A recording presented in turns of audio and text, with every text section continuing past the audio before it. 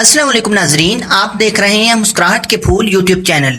सबसे पहले मुस्कुराहट के फूल यूट्यूब चैनल को देखने वाले, सुनने वाले और मोहब्बतें करने वाले ख़वातीनो हजरात को मुस्कुराहट के फूल यूट्यूब चैनल की जानिब से दिल की अथाह गहराइयों से ईद कुर्बान यानी ईद उल अजहा मुबारक हो।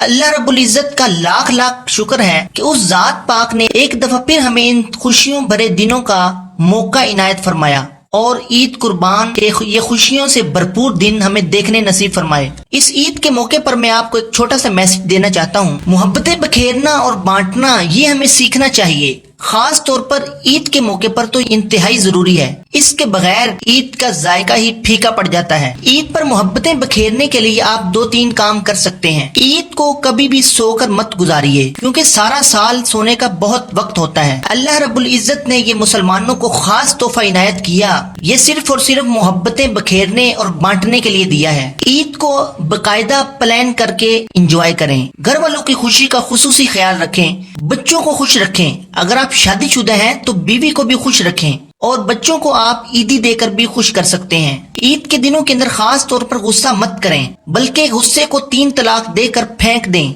चाहे कुछ भी हो जाए, आपने गुस्सा बिल्कुल भी नहीं करना।